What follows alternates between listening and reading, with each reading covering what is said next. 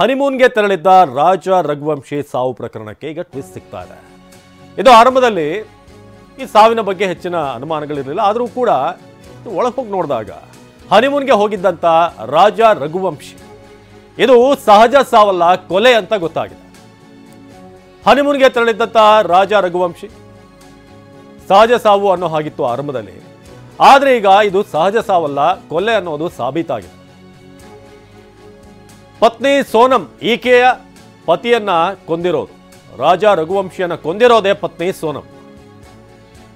ಪ್ರಿಯಕರನೊಂದಿಗೆ ಸೇರಿ ಕೈ ಹಿಡಿದ ಪತಿಗೆ ಚಟ್ಟ ಕಟ್ಟಿದಂತ ಪತ್ನಿ, ಮೇಘಾಲಯದಲ್ಲಿ ಪತಿ ಕೊಂದು ತಲೆಮರೆಸಿಕೊಂಡಿದ್ದ ಪತ್ನಿ ಸೇರಿ 4 ಈಗ ಮೇಘಾಲಯ ಪೊಲೀಸರು ಬಂಧಿಸಿದ್ದಾರೆ.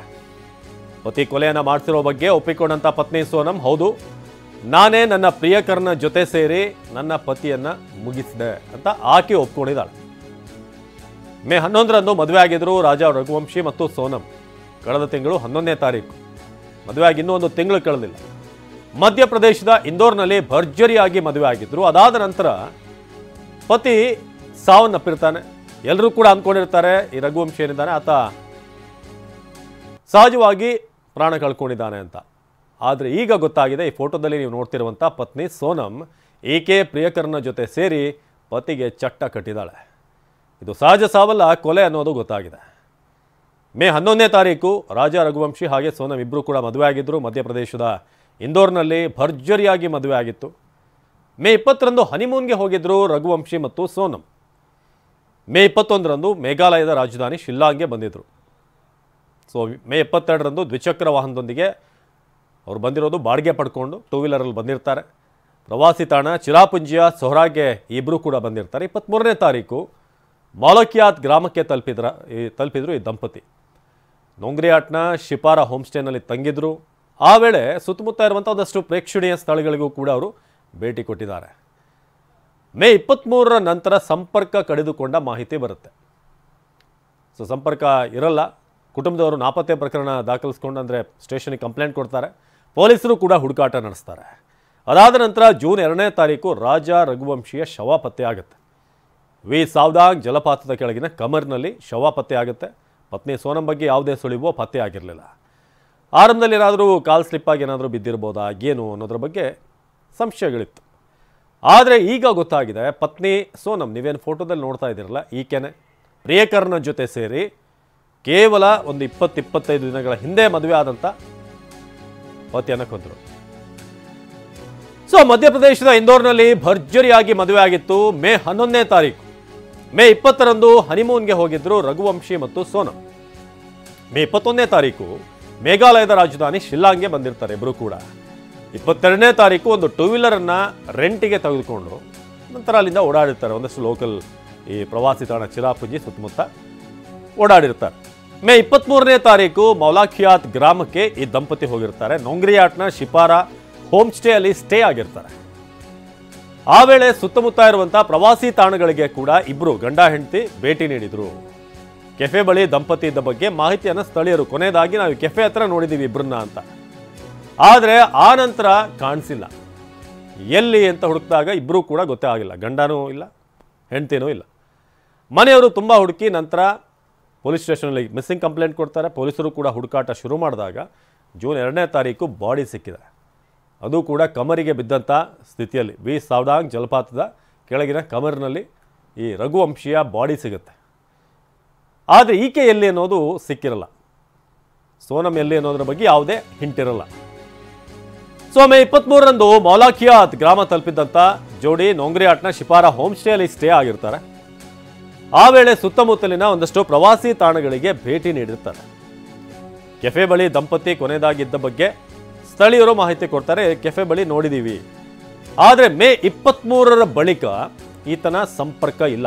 ಸಂಪರ್ಕ ಕಳೆದುಕೊಂಡಿದ್ದಂಥ ಬಗ್ಗೆ ದೂರು ನೀಡಿದಂಥ ಕುಟುಂಬ ನಮ್ಮ ಕಾಂಟ್ಯಾಕ್ಟ್ಗೆ ಸಿಗ್ತಿಲ್ಲ, ಫೋನ್ ಮಾಡಿದ್ರು ಕೂಡ ಕನೆಕ್ಟ್ ಆಗ್ತಿಲ್ಲ. ಆದರೆ ಜೂನ್ 2ನೇ ತಾರೀಕು ಪೊಲೀಸರು ಹುಡುಕಾಡ್ತಾ ಇದ್ದಾಗ ಆತನ ಬಾಡಿ ಸಿಗುತ್ತೆ ವಿ ಸಾವ್ದಾಂಗ್ ಜಲಪಾತದ ಕೆಳಗಿನ ಕಮರಿನಲ್ಲಿ. ಸೊ ಮೇ 23ರಂದು ಮೌಲಕಿಯಾತ್ ಗ್ರಾಮಕ್ಕೆ ಬಂದಿದ್ರು. ಅಲ್ಲಿ ಒಂದು ಹೋಮ್ ಸ್ಟೇ ಅಲ್ಲಿ ತಂಗ್ತಾರೆ. ಅಲ್ಲೇ ಒಂದಷ್ಟು ಸ್ಪಾಟ್ಗಳೆಲ್ಲ ಸುತ್ತಾಡಿದ್ದಾರೆ. ಆದರೆ ಅದಾದಮೇಲೆ ಎಲ್ಲಿ ಏನು ಅನ್ನೋದ್ರ ಬಗ್ಗೆ ಯಾವುದೇ ಮಾಹಿತಿ ಸಿಗೋದಿಲ್ಲ.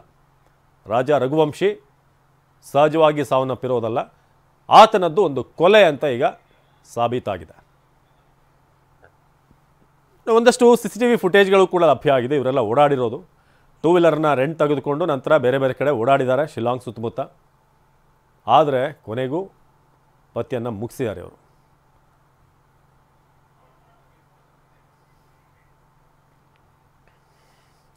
ನಮ್ಮ ದೆಹಲಿಯ ಪ್ರತಿನಿಧಿ ಮಹೇಶ್ ಈ ಬಗ್ಗೆ ಹೆಚ್ಚಿನ ಮಾಹಿತಿಯನ್ನು ಕೊಡ್ತಾರೆ ದೂರವಾಣಿ ಸಂಪರ್ಕದಲ್ಲಿ. ಮಹೇಶ್, ಏನಿದು ಕೇಸ್? ಇದು ಮದುವೆ ಆಗಿದ್ದು 11ನೇ ತಾರೀಕು, ಮದುವೆ ಆದಂಥ ಕೆಲವೇ ದಿನಗಳಲ್ಲಿ ಹನಿಮೂನ್ ಹೋಗ್ತಾರೆ. ಏನು ಎಷ್ಟು ವರ್ಷಗಳಿಂದ ಇವರ ಕಾಂಟ್ಯಾಕ್ಟ್ ಇತ್ತು ಅಂದರೆ ಪ್ರಿಯಕರನ ಜೊತೆಗೆ? ಹೇಗೆ ಪ್ಲ್ಯಾನ್ ಮಾಡಿದ್ರು? ಏನಾದರೂ ಮಾಹಿತಿ ಲಭ್ಯವಾಗಿದೆಯಾ? ಖಂಡಿತ. ಇನ್ನು ಮೇಘಾಲಯದ ಒಂದು ಏನು ದಂಪತಿ ವಿಚಾರಕ್ಕೆ ಸಾಕಷ್ಟು ಒಂದು ಮಾಹಿತಿ ಇರುವಂತದ್ದು. ಏನಂದ್ರೆ ನಾಪತ್ತೆ ಪ್ರಕರಣಕ್ಕೆ ಈಗ ಆ ಪತಿಯ ಕೊಲೆಯನ್ನ ಸಿಂಚು ರೂಪಿಸಿದಂತ ಆರೋಪದಡಿ ಈಗಾಗಲೇ ಉತ್ತರ ಪ್ರದೇಶದ ಗಾಜಿಪುರದಲ್ಲಿ ಪತ್ನಿಯನ್ನು ಕೂಡ ಬಂಧಿಸಿರುವಂತದ್ದು. ಅಂದ್ರೆ ಈಕೆ ಏನು ರಾಜ ರಘುವಂಶಿ ಈಕೆಯನ್ನ ಏನು ಸೇರಿ 4ವರನ್ನು ಕೂಡ ಬಂಧಿಸಿದ್ದಾರೆ. ಸೋನಂ ಕೊಲೆಗಾರನ ಏನ್ ನೆನೆಸ್ಕೊಂಡು ಹನಿಮೂನ್ ಸಮಯದಲ್ಲಿ ತನ್ನ ಪತಿಯನ್ನ ಕೊಲೆ ಮಾಡೋದಕ್ಕೂ ಕೂಡ ಸಿಂಚು ರೂಪಿಸಿರ್ತಾರೆ ಅಂತ ಹೇಳಿ ಈಗಾಗಲೇ ಮೇಘಾಲಯ ಏನು DGP ಕೂಡ ಹೇಳಿರುವಂತದ್ದು. ಅಂದ್ರೆ ಇವರು ಏನು ಮೇ 23 ಹನುಮಂತ ಅಂತೇಳಿ ಮೇಘಾಲಯಕ್ಕೆ ಆಗಮಿಸ್ತಾರೆ. ಈ ವೇಳೆ ಏನು ಒಂದು ಇಲ್ಲಿರುವಂತ ವಾತಾವರಣ ಕೂಡ ಸಾಕಷ್ಟು ನೋಡ್ತಾ ಏನು ಇಬ್ರು ಕೂಡ ಅಂದ್ರೆ ನಾಪತ್ತೆ ಆಗಿರ್ತಾರೆ. ಈ ಸಂಬಂಧ ಈಗಾಗಲೇ ಮಿಸ್ಸಿಂಗ್ ಕೇಸ್ ಕೂಡ ದಾಖಲಿಸಿಕೊಳ್ಳೋ ತನಿಖೆ ಚುರುಕಾದಂತ ಸಂದರ್ಭದಲ್ಲಿ ಪತ್ನಿಯೇ ಏನು ಈಗ ಕೊಂದು ಏನು ಈ ಒಂದು ಆರೋಪಿ ಆಗಿರುವಂತದ್ದು ಕೂಡ ಈಗ ಏನು ಒಂದು ಪ್ರಕರಣ ಬೆಳಗ್ಗೆ ಬಂದಿರುವಂತದ್ದು. ಪತಿಯ ಒಂದು ಈ ಒಂದು ದೇಹಕ್ಕಾಗಿ ಹುಡುಕಾಟ ನಡೆಸುತ್ತಾ ಸ್ಥಳೀಯರು ಏನು ಗೈಡ್ ಒಂದು ಹೇಳುವ ಪ್ರಕಾರ ಈಕೆಯ ಒಂದು ಆರೋಪಿ ಈ ತರ ಇಬ್ರು ಕೂಡ ಬಂದಿದ್ರು. ಹೀಗಾಗಿ ಒಂದು ಸಾಕಷ್ಟು ಒಂದು ಸಂಚಲನ ಕೂಡ ಸೃಷ್ಟಿಯಾಗಿತ್ತು. ಸದ್ಯ ಈ ತನ್ನ ಪತ್ನಿಯ ಸೇರಿ ಒಂದು ಮರ್ಡರ್ ಮಾಡಿರುವಂತಹ ಪ್ರಕರಣ ಬಯಲಿಗೆ ಬಂದಿದ್ದು. ಈ ಆರೋಪಿಯನ್ನು ಈಗಾಗಲೇ ಪೊಲೀಸರು ಬಂಧಿಸಿ ಏನು ತನಿಖೆ ಕೂಡ ನಡೆಸ್ತಾ ಇರುವಂತದ್ದು. ಅವಿನಾಶ್, ಧನ್ಯವಾದ ಮಾಹಿತಿಗಾಗಿ ಮಹೇಶ್.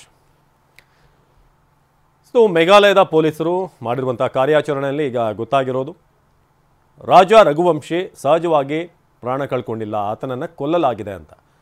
ಅಂದರೆ ಪ್ರಿಯಕರ ಮತ್ತು ಈಕೆ ಭಾಳ ಪ್ಲ್ಯಾನ್ ಮಾಡಿ ಎಲ್ಲಿ ಈತನನ್ನು ಕರೆಕ್ಟಾಗಿ ಟ್ರ್ಯಾಪ್ ಮಾಡಬೇಕು, ಎಲ್ಲಿ ಕೊಲ್ಲಬೇಕು ಅನ್ನೋದ್ರ ಬಗ್ಗೆ ಇವರು ಸ್ಕೆಚ್ ಹಾಕಿ ನಂತರ ಕೊಂದಿರುವಂಥದ್ದು ಗೊತ್ತಾಗಿದೆ.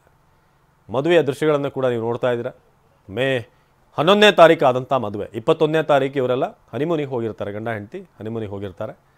ಸುದಾದ ನಂತರ ಭಾಳಷ್ಟು ಓಡಾಡಿದ್ದಾರೆ ಜೊತೆಗೆ ಒಂದು ರೆಂಟೆಡ್ ಬೈಕ್ನಲ್ಲಿ. ಆದರೆ 23ನೇ ತಾರೀಕಿನ ನಂತರ ಈತ ಕಾಣೋದಿಲ್ಲ. ರಾಜ ರಘುವಂಶಿ ಹಾಗೆ ಸೋನಂ ಇಬ್ಬರೂ ಕೂಡ ಎಲ್ಲಿದ್ದಾರೆ ಏನು ಅನ್ನೋದ್ರ ಬಗ್ಗೆ ಕುಟುಂಬದವರು ಕಾಂಟ್ಯಾಕ್ಟ್ ಮಾಡಿದರೂ ಕೂಡ ಸಿಕ್ಕಿರೋದಿಲ್ಲ. ಪೊಲೀಸರಿಗೆ ಕಂಪ್ಲೇಂಟ್ ಕೊಟ್ಟು ಭಾಳಷ್ಟು ಹುಡುಕಾಡಿದ್ದಾರೆ ಪೊಲೀಸರು. ಫೈನಲಿ ಸಿಕ್ಕಿರೋದು ಜಲಪಾತದ ಕಮರಿನಲ್ಲಿ ಈ ರಾಜ ರಘುವಂಶಿಯ ಬಾಡಿ ಅಲ್ಲಿ ಸಿಗುತ್ತೆ. ಆ ಶವವನ್ನು ನಂತರ ಕುಟುಂಬದವರಿಗೆ ಒಪ್ಪಿಸಿದ್ದಾರೆ. ಆರಂಭದಲ್ಲಿ ಅಲ್ಲಿಂದ ಏನಾದರೂ ಪ್ರೇಕ್ಷಣೀಯ ಸ್ಥಳಕ್ಕೆ ಹೋದಾಗ ಏನಾದರೂ ಸ್ಲಿಪ್ಪಾಗಿ ಬಿದ್ದಿರ್ಬೋದಾ, ಏನಾದರೂ ಆಯತಪ್ಪಿ ಬಿದ್ದಿರ್ಬೋದಾ, ಇಂಥದ್ದೆಲ್ಲ ಒಂದಷ್ಟು ಪ್ರಶ್ನೆಗಳಿತ್ತು. ಈಜೋಕೆನೋ ಅಥವಾ ಅಲ್ಲೇನಾದರೂ ಜಲಪಾತದ ಬಳಿ ಹೋದಾಗ ಅನಾಹುತ ಆಗಿದೆಯಾ ಅಂತ. ಆದರೆ ಪತಿಯನ್ನು ಕೊಂದ ನಂತರ ಈಕೆ ಭಾಳಷ್ಟು ನೌಟಂಕಿ ಆಡಿದ್ದಾಳೆ. ಪೊಲೀಸರು ತನಿಖೆಯಲ್ಲಿ ಭಾಳಷ್ಟು ಪ್ರಶ್ನೆಗಳನ್ನು ಕೇಳಿದ್ದಾರೆ. ಪತಿ ಶವ ಪತ್ತೆ ಆಗ್ತಿದ್ದ ಹಾಗೆ ಪೊಲೀಸರಿಗೆ ಈಕೆ ಶರಣಾಗ್ತಾಳೆ. ಪತಿಯನ್ನು ಕೊಂದು ಆರಂಭದಲ್ಲಿ ನೌಟಂಕಿ ಆಟ ಆಡಿದ್ದಂಥ ಪತ್ನಿ. ಆದರೆ ಪೊಲೀಸರಿಗೆ ಒಂದಷ್ಟು ಕ್ರಾಸ್ ಕ್ವಶನ್ ಮಾಡಿದಾಗ ಆಕೆಯ ಹಾವಭಾವ ಇದೆಲ್ಲವನ್ನು ಕೂಡ ಗಮನಿಸಿದಾಗ ಡೌಟ್ ಬರೋಕ್ಕೆ ಶುರುವಾಗುತ್ತೆ. ಫೈನಲಿ ಬಾಡಿ ಸಿಕ್ಕಾಗ ಈಕೆ ಗೊತ್ತಾಗುತ್ತೆ, ಇನ್ನು ನಾನು ತಪ್ಪಿಸ್ಕೊಳ್ಳೋಕೆ ಸಾಧ್ಯ ಇಲ್ಲ, ಒಪ್ಕೊಳ್ಳೋದು ಬೆಟರ್ ಅಂತ. ಕೊನೆಯದಾಗಿ ಹೌದು, ನಾನು ನನ್ನ ಪ್ರಿಯಕರನ ಜೊತೆಗೆ ಸೇರಿ ಕೊಂದಿರೋದು ಹೌದು, ನನಗೆ ಮದುವೆ ಇಷ್ಟ ಇರಲಿಲ್ಲ ಅಂತ ಹೇಳಿದಾಳೆ.